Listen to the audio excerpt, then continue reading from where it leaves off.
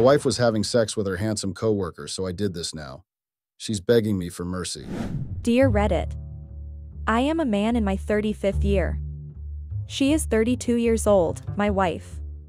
She is such a stunning and attractive woman. Everyone is enthralled with her effortless grace. Her flawless sense of style and exquisite taste in clothing are complemented by her inner beauty. Now that we have been married for 3 years, I still consider myself extremely fortunate to have her in my life. Her ease and assurance in every circumstance speak for itself, and her elegance beyond her outward look. She manages to leave a lasting impression on everyone she meets, and I am always in awe of that.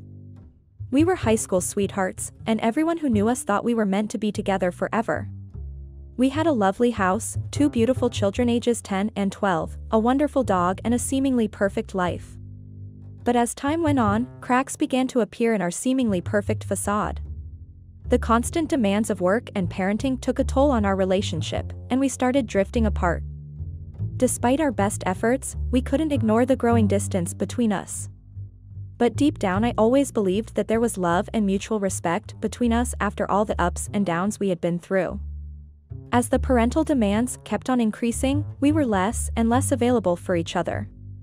My wife started having long and unreasonable work hours, often coming home late at night or not coming home at all. This put a strain on our relationship as we hardly had any quality time together and made it difficult to communicate on a deeper level. Most often than not, I was left with taking care of my boys' needs by me, and it no longer felt like a team effort. I had to juggle their school schedules, extracurricular activities, and everyday tasks all on my own. The burden of responsibility weighed heavily on me, and I yearned for the support and shared responsibilities that a team effort brings. Never in my wildest dream had I imagined that my beautiful wife would do something unfathomable. I did not see it coming at all. It is hard to believe that a mundane act of taking the garbage out could lead to such a life-changing decision, but it did. One evening, as I walked towards the garbage cans, a wave of introspection washed over me. It was as if the routine task had triggered a deep reflection on my true desires and happiness. Despite the external picture-perfect life we had, I couldn't shake off the feeling that there was something missing, something unfulfilled within me. As I was tossing in the last bag, I noticed something strange. There was a wrapper that had caught my eye. It was something I had never seen before. At that moment, my heart sank, and I knew that my suspicions were right. The wrapper had an unfamiliar logo and a peculiar design.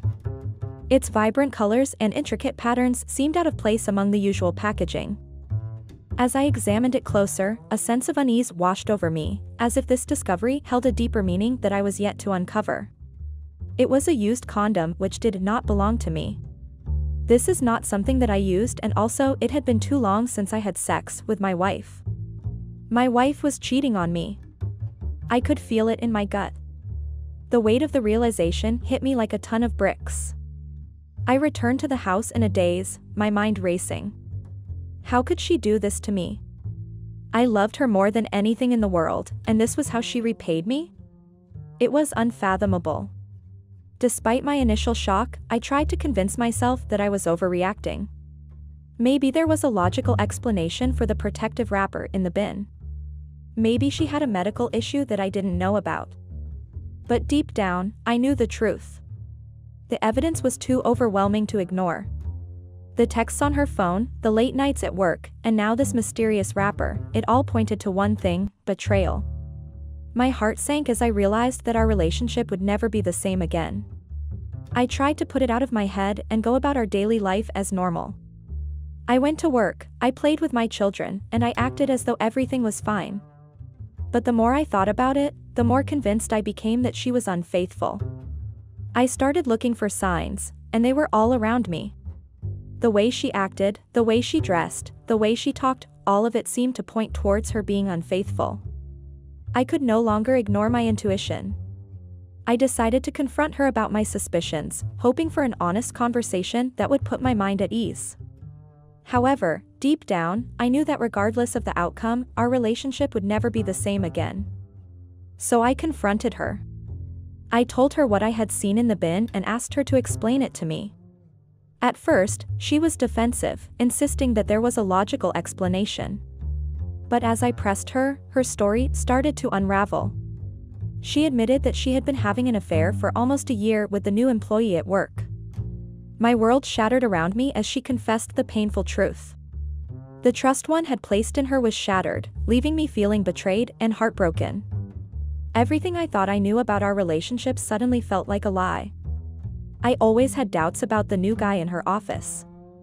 How she always mentioned that he was young and handsome. I couldn't help but wonder if her constant mention of his youth and attractiveness meant there was something more than just professional admiration. It made me question her intentions and whether she was developing a personal interest in him. She always denied stating that he was just a colleague. However, many people suspected that there was more to their relationship than she let on. Some even claimed to have seen them together outside of work hours, fueling the speculation further. During our confrontation, she told me that I was the only guy she had ever been with. She never knew any other way of being loved apart from the way I did. This new guy tried to take interest in her, which she ignored initially. As days went by, she could not help but start feeling attracted towards him. She liked the way he looked at her and the way he complimented her. One day, when their hands brushed, it sent a shiver down her spine. She found herself eagerly anticipating their interactions, cherishing every moment they spent together. The subtle physical connection they shared only deepened her growing infatuation, leaving her yearning for more intimate moments with him. She did not feel this way ever in her life and without a thought wanted to experience this feeling more and more. She yearned to delve deeper into this newfound emotion, craving its intoxicating presence in every aspect of her existence. The allure of this sensation was irresistible, urging her to seek out new experiences that would intensify and prolong this euphoria. She said that he made love to her in a way that she had never experienced before. It was an intimate encounter that left her feeling both exhilarated and deeply connected to him. The passion and tenderness he brought to their lovemaking awakened a new level of pleasure within her, making her crave more of his touch and presence. Listening to her talk about it was making me both sick and furious. How could she so shamelessly describe her lust in such a tasteful manner? It was appalling to witness her lack of remorse as she indulged in graphic details, disregarding any sense of decency. Her audacity to glorify her immoral desires only intensified my feelings of disgust and anger. I realized that I could never trust her again. I loved her, but I couldn't forgive her for what she had done to me. I couldn't live with the constant suspicion and doubt that would always be there. Despite my love for her, I made the difficult decision to end our relationship. It was a painful choice, but I knew it was necessary even though it seemed like an impossible task at the time. Ending our relationship was the only way I could regain my peace of mind and protect my own emotional well-being. It took immense strength to walk away from someone I still loved, but I knew that staying would only prolong my suffering and prevent me from moving forward in life. I asked her to move out of my house at that instant. I did not even want to look at her face. She told me that she got carried away and would not want to ruin our relationship. I forced her out of our room into the hallway and asked her to leave. She said that she cannot live without the kids, but it was too late for that. If she cared so much about them, she would not have taken such decisions. I sternly reminded her that her actions had consequences and that she should have thought about the kids before making such a reckless choice. As I closed the door behind her, I couldn't help but feel a mix of anger and sadness, realizing that our relationship had reached an irreparable point. The next day, I filed for divorce. It was a painful and arduous process, but I knew that it was the only way forward. I hired a lawyer who made sure that she neither gets any alimony nor the custody of my kids due to her cheating behavior.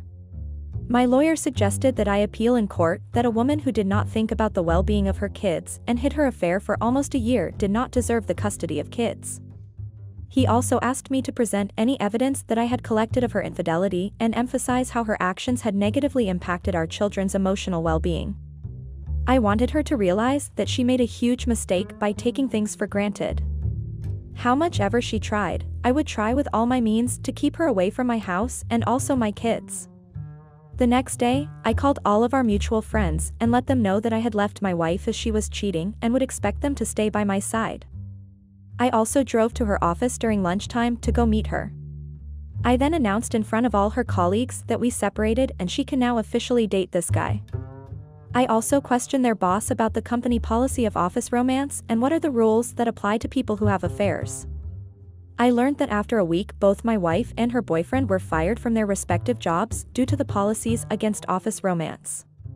The news of their termination caused quite a stir in the office, with rumors and gossip spreading like wildfire. However, I couldn't help but feel a sense of satisfaction knowing that the consequences of their actions had caught up with them. It was a harsh lesson for both my wife and her boyfriend, serving as a reminder that actions have consequences, not only in personal but also in professional settings. It was sad to see the life we had built together falling apart, but I knew that it was for the best. Looking back, I realized that finding that protective wrapper in the bin was a blessing in disguise. It exposed the truth about my wife's infidelity and allowed me to finally confront the painful reality of our crumbling relationship. The discovery of her betrayal shattered my trust, but it also gave me the strength to start rebuilding my life and finding happiness again. It was a painful experience, but it taught me a lot about myself and what I'm willing to accept in a relationship. I learned the importance of trust and communication, and now I prioritize these qualities in any future relationships. Now, I'm in a much better place. I'm single, but I'm not alone. I have a great support system in my friends and family. I'm much happier than I was in my marriage. I try to spend as much time as I can with my kids. Since the end of my marriage, I have found a newfound sense of happiness and contentment. It has allowed me to prioritize spending quality time with my children, cherishing every moment we have together. I have come to realize that sometimes the end of one chapter is just the beginning of another, and this new chapter in my life is just beginning. In conclusion, if I were to give any advice to someone going through a similar situation, it would be this: trust your instincts. If something doesn't feel right, it probably isn't. Don't ignore the signs. It's important to listen to your gut feelings and acknowledge any red flags that may arise. Trusting your instincts can help you make informed decisions and protect yourself from potential harm or disappointment. Remember, your intuition is a powerful tool that shouldn't be underestimated. Last, but most importantly, don't settle for less than you deserve. Life is too short to be unhappy. We all deserve to be loved and respected. Comments *. 1. You/Reddit user 1*.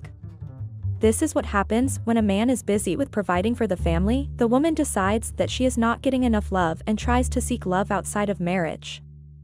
She does not even think of the hard work this man has put to bring food to the table and for all the comforts she was enjoying. She starts feeling neglected and unappreciated. She may begin to question the stability of their relationship and wonder if she is still valued by her partner. This can lead her to seek emotional fulfillment elsewhere, as she longs for the affection and attention she feels is lacking in her marriage. She tries to find a new man who can act at her whims and wishes. Once she finds such a man, she leaves her old relationship for this new ignited love. 2. You/Reddit user 2*. I think you did the right thing by teaching her a lesson. Well deserved. People who take advantage of your trust should be taught a lesson. It's important to set boundaries and ensure that others understand the consequences of their actions. By teaching her a lesson, you are not only protecting yourself, but also sending a message that trust should never be taken for granted. It's crucial to maintain healthy relationships built on mutual respect and honesty. I wonder if she will find another igniting man and then move on to him after she is done with this one. 3. You/Reddit user 3*. I believe that love makes you lose your senses and do things that are out of your normal character. It has the power to cloud your judgment and make you act impulsively, sometimes without considering the consequences. Love can be both exhilarating and overwhelming, pushing you to take risks and step outside of your comfort zone. Since she was only with one person her entire life, she was unaware of what true love is. She longed to experience the exhilaration and depth of emotions that come with being in a passionate and fulfilling relationship. The absence of varied experiences left her yearning for a connection that would ignite her soul and show her the true essence of love. Update. The next few months were the most difficult of my life. I was a single father, trying to pick up the pieces of my shattered existence, while also trying to be there for my children. It was a tough balancing act, but I made it work.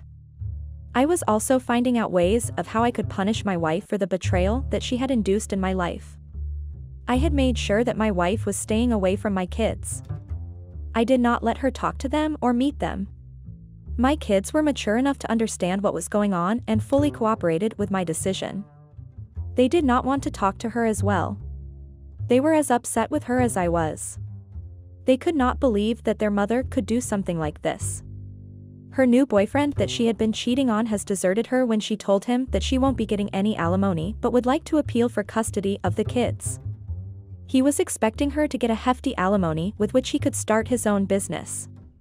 He blamed her for not being careful and getting caught by me. This is what karma looks like. He believed that she deserved to suffer the consequences of her actions and felt betrayed by her lack of financial support. As I watched their relationship crumble, it became clear that her deceitful behavior had finally caught up with her, serving as a lesson in the workings of karma. In the end, she is the one left with no one by her side. This is all due to her actions, and she is paying the price for it. She neither has a loving husband nor kids that she can lean on. Loneliness has become her constant companion, as she struggles to find solace in the absence of a support system. Her choices and behavior have isolated her, leaving her yearning for the warmth and comfort of a family that could have been hers. Hey, Reddit, Jack here, navigating life post-divorce at 35. Recently inherited a fortune from my dad. The catch? My ex-wife, Sarah, 35, and I were in the midst of our divorce when this windfall happened. Our 4-year marriage crumbled under financial strain, and she left because I couldn't provide. Now, I'm wrestling with newfound wealth and old wounds. To be truthful, my divorce isn't final yet, and my soon-to-be ex-wife is now begging to be back in my life. She had kicked me out of the house she bought years ago, and she sent me divorce papers a few days later. To the details now, I am the only child of my parents. It's been a funny existence, to be fair. I'm Indian, my parents moved over here, France, before they had me. My dad was, to be honest, I don't even know what he was. All I know is that he was a good father. He was home all the time, didn't go to work, and so did my mom. I always wondered how he was even able to afford what was just a simple existence. When I got older and started to understand how money worked, I occasionally asked him what he did, which meant he was always home. I wanted to know because I wanted to do the same also. I went to government schools from nursery all the way to university, this due to money issues. By money issues, I mean the lack thereof, or so I thought. I had a friend, Sarah, you can already see where this is going. She and I were the only Indians in our school, which didn't mean anything apart from the fact that she and I felt safe in our company. We did everything together as kids, and grew up together. Both of our parents knew each other, and I even heard once or twice that both our fathers worked together. They always encouraged us to have fun, play and do things together, school and otherwise. I remember when things changed, when I was 19. My mother and I went to Bangladesh to visit her parents. We spent 2 months there. It was the best of all the holidays we had gone on in my life.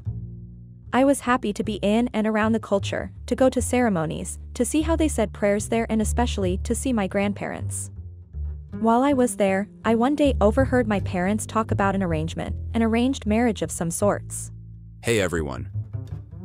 Unfortunately, basically everyone who is watching these videos isn't subscribed. It would mean the world to me to quickly get out of the full screen video for 3 seconds and press that subscribe button. It's free, and you can unsubscribe anytime. Sorry for bothering, and thank you so much if you subscribed. I wasn't clear on the details because I was just walking past when I heard it and I didn't stay to listen. I just continued with my life. So, after the months we spent there, I came home. Sarah had changed. Some of you already know where this is going, but for those who didn't, here's a little rundown. She was always beautiful, something I already knew. For I went to India, she was short, probably 4'11", 5 foot or 5 feet 1 inch. When I came back, she had grown into a stallion. I always had a thing for taller ladies, and I'm pretty tall myself, standing at 5 feet 10 inches. Other things I didn't notice about her started to become more noticeable.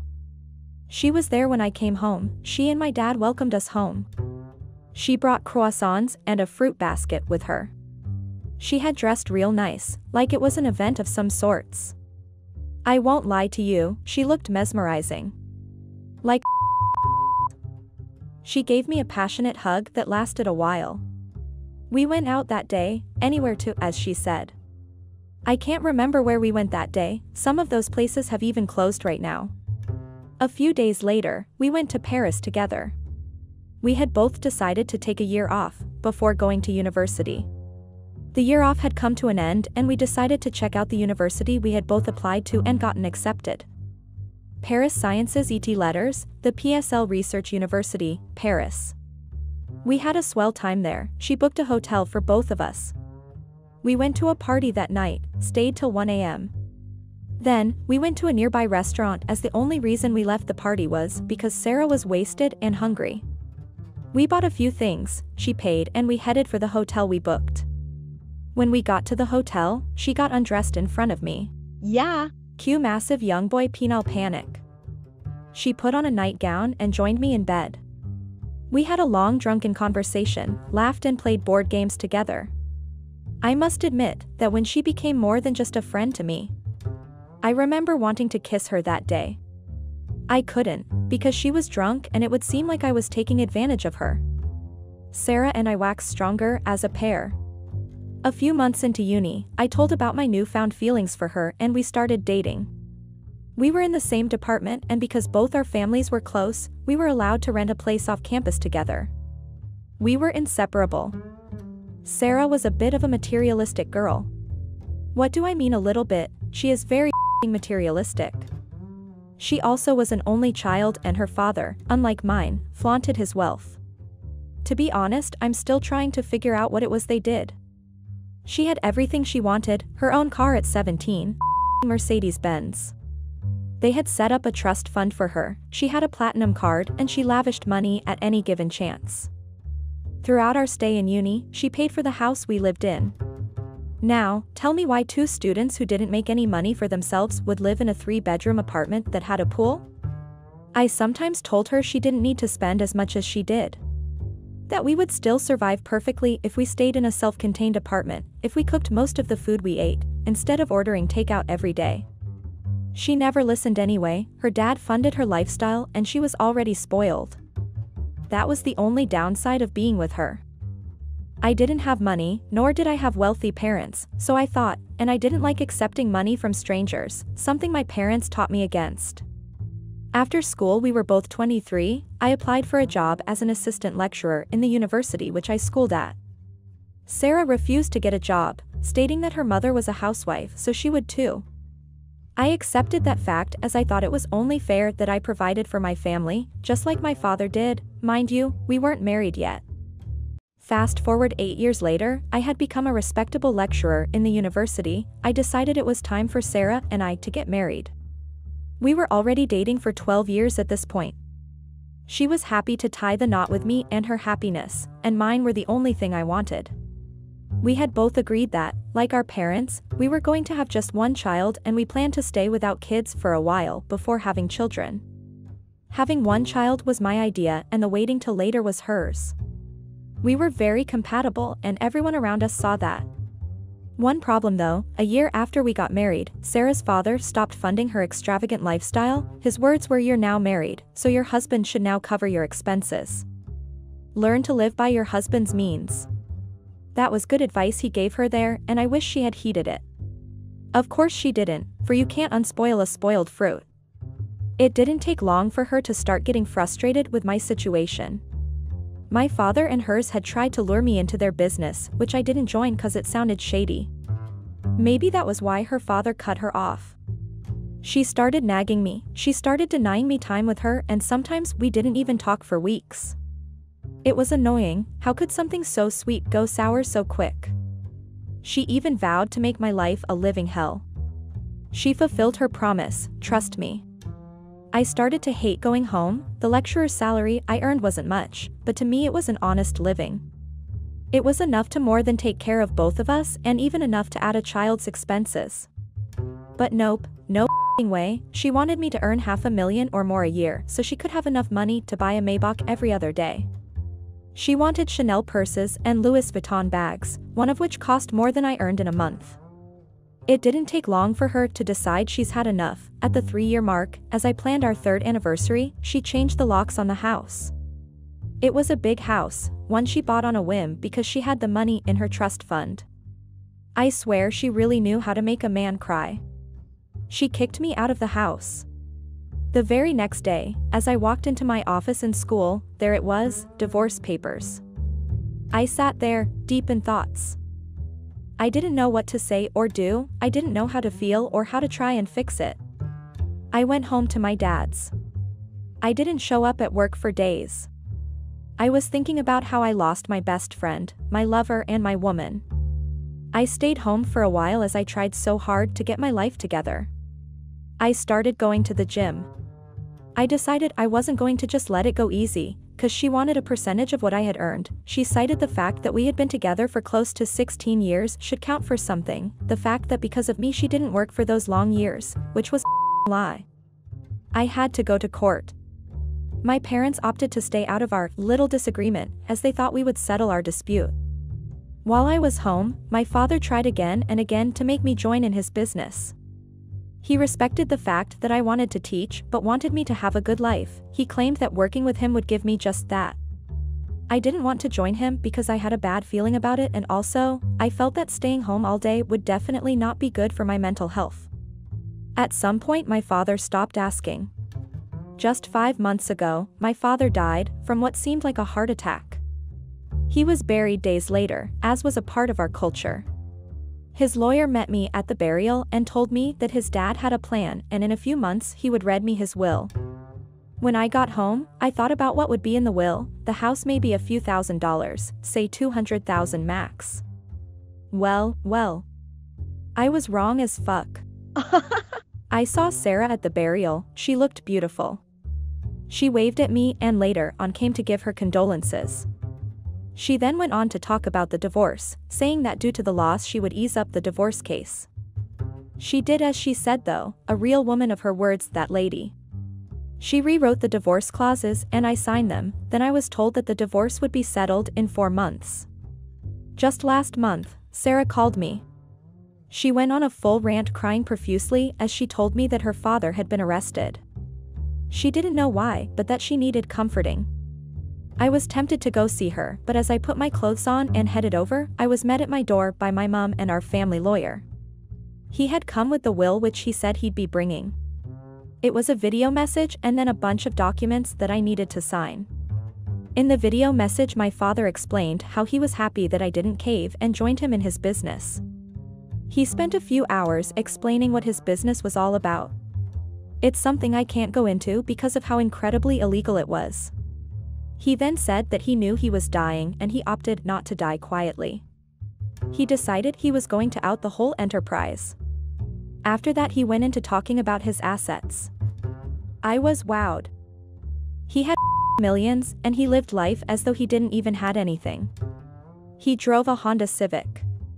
I laughed, to be honest. He gave the lawyer 1.3 million euros for being loyal. Imagine that. He said he had opened a trust fund for myself, which contained over 10 million euros. He had bought himself an island worth 104 million pounds, the island which now belongs to me. Then he left my mom, according to him, whatever is left after the police is done with them. I signed the documents and got the cards and pins and whatnot. This shit is real, I said to myself. In just an hour, I had gone from having just 12,000 euros in my account to not needing to work a day in my life ever again. Just moments later, my soon-to-be ex-wife called me again, saying that I promised to come and I haven't, so I went over. We spoke at length about how the year has been on her. She complained about not always having money, how her father had slowly started to lose money, how her family house was visited by the police frequently. She said she was going to sell the house and move into something smaller. In the conversation, I let it slip that my dad had left me a huge sum as an inheritance. Her jaw dropped at the realization. Just as we were in our final stage of the divorce, I now have more than enough money to take care of her over-the-top needs. Well, as the title suggests, I started to see a change in her behavior. She started to actively try to slow down the divorce process and started to try to win me back. It wasn't working. I only entertained her bullshit because I feared she could have enough of a claim to my inheritance. She started to come over to my house frequently, started to wear revealing outfits and trying to seduce me. In my head, I know what it's all about. She's figured out that I have money and now she's throwing herself at me. Very gold-diggerish of her. Now this is where I need your help, guys. What would you do if you were in my shoes? Obviously, I'm not taking her back, but should I stop seeing her? What do I do honestly? Update. This chapter of my life, Reddit, is an odyssey of healing and self-discovery. Inheritance became a double-edged sword, cutting through the remnants of a broken marriage while unveiling the resilience of the human spirit. As I move forward, I carry with me the lessons learned from a marriage that crumbled and a heart that learned to mend. I appreciate the help and the kind words. I felt I had to update you guys on how things are right now. The initial post was 3 months ago, and a lot of things have come to light since then. My divorce has been finalized, which is one, so I don't have to see or speak to Sarah except I decide on my own to do so. Secondly, Sarah's father has had his assets and accounts frozen and seized from him. Everything he and my father illegally obtained over the last 40 years were stripped off him. I started to wonder how they didn't even get to me. This was something quite interesting. After they took what they took off my mom, she still had over 787,000 euros, which she decided she would move home to India with. She left just last week. Now on to my wife, or better suiting, ex-wife. When they were done with her family, there was nothing left, just the house they lived in, a few thousand in the bank and the money in her trust fund. Money which she had blown up. Her mother and her fought for weeks. She called me and cried after one of said fights. She cried as she told me she made a mistake, how she should have listened to her father when he told her to be contemptuous with what I could offer, how she should have listened to me when I said she should cool it with the lavish lifestyle. She cried and I listened without saying a word. When she was done, I just put down the phone. I'm planning on moving away from the country before I get found out or anything. I met the lawyer and we talked about the situation on the ground. He assured me that my father had planned for this, and that the inheritance won't be taken away. I have decided I will leave on the 15th of next month. I would retire to the island I got as part of my inheritance. I would hire a few workers, farmers, cleaners, and whatnot. I plan to live in isolation. The simplicity my dad taught me has been well received, and I would pass it on should I get a chance to. I might update this again and I might not. All I need from you guys now is your well wishes. Hope no French police officers are seeing this. I'll be selling the family house, as I said. As for Sarah, she now works at a small startup company. I hope for her sake she's learned her lessons.